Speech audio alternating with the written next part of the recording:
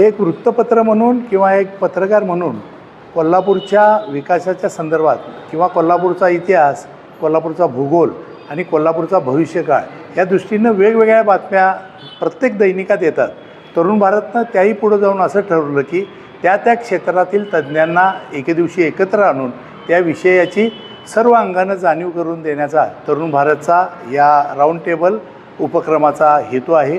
आणि आज कोल्हापूर महापालिकेची निवडणूक काही दिवसावर येऊन ठेपली असली तरी त्या अनुषंगानेही आणि एकूणच कोल्हापूर शहराच्या सगळं बदललेलं स्वरूप आहे त्याला कशी एक शिस्त लागावी यासाठी आज आम्ही जे राऊंड टेबल कॉन्फरन्स आयोजित केली होती त्याला एक कोल्हापुरातले किंवा कोल्हापूरची जाण आणि भान असलेले हे सगळ्या कार्यकर्त्यांना आपण बोलवून ते आपल्यासमोर उलगडण्याचा प्रयत्न केलेला आहे. नमस्कार, मी अशोक रेंगडे, आर्किटेक्ट.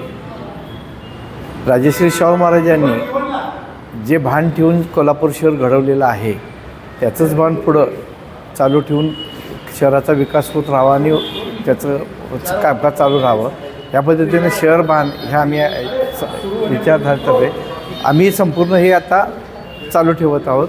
त्या पद्धतीनं कशा विचार घेऊन शहर पुढं जावं, घडावं आणि चालावं ह्या पद्धतीने आमचं मार्गदर्शन असेल. पुरोगामी कोल्हापूर म्हणून जे आजपर्यंत वाटचाल करीत असलेलं कोल्हापूर जे खंडित झालेलं आहे त्याला पुन्हा नव्या जोमाने पुरोगामी कोल्हापूर ही संकल्पना परत आणण्यासाठी शहरबांध चळवळीचा उपयोग सर्व समाजामध्ये व्हावा यासाठी आम्ही झटत आहोत.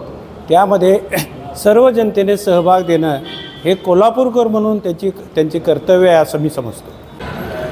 नमस्कार, मी Ajay Korane, association of architects and engineers Kolhapur अध्यक्ष.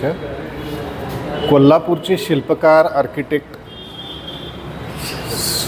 राजर्षी छत्रपती शाहू महाराज यांनी जे कोल्हापूर घडवलेलं आहे त्याचा सांस्कृतिक, ऐतिहासिक, नैसर्गिक, क्रीडा, कला, शैक्षणिक वारसा जपण्याची जबाबदारी आज कोल्हापूरच्या सर्व नागरिकांची आहे. आणि ते जपणूक करण्याच्या दृष्टीनं जे भान आपल्याला असलं पाहिजे त्या उद्देशानं शहरभान या संस्थेची निमंत्रक म्हणून असोसिएशननं निर्मिती केलेली आहे. सर्वांनी त्याची जाणीव करून घेऊन कोल्हापूरसाठी प्रयत्न करणं गरजेचं आहे. आपलं कोल्हापूर एक भारतातील एक आदर्श शहर आहे, कशाचीही कमतरता नाही आहे. असा एक सक्षम नागरिक समाज निर्माण करायचा की जे आपलं शहर सांभाळू शकेल नीटनेटकं, असं हे आमच्या शहरभान चळवळीचं एक मुख्य ध्येय आहे. धन्यवाद. दैनिक तरुण भारतचे संपादक श्रीरंग गायकवाड साहेब असतील किंवा सुधाकर काशीद सर यांच्या पुढाकारानं आज शहरभान चळवळीच्या निमित्तानं या ठिकाणी मी उपस्थित आहे. शहरभान चळवळ ही लोकचळवळ बनावी यासाठी शहरभानचे कार्यवाहक जीवन बोडके सर यांनी एक पुस्तिका लिहिलेली आहे. त्याचं नाव आहे शहरभान पुस्तिका. अशा पद्धतीची त्यांनी एक पुस्तिका लिहिली आहे.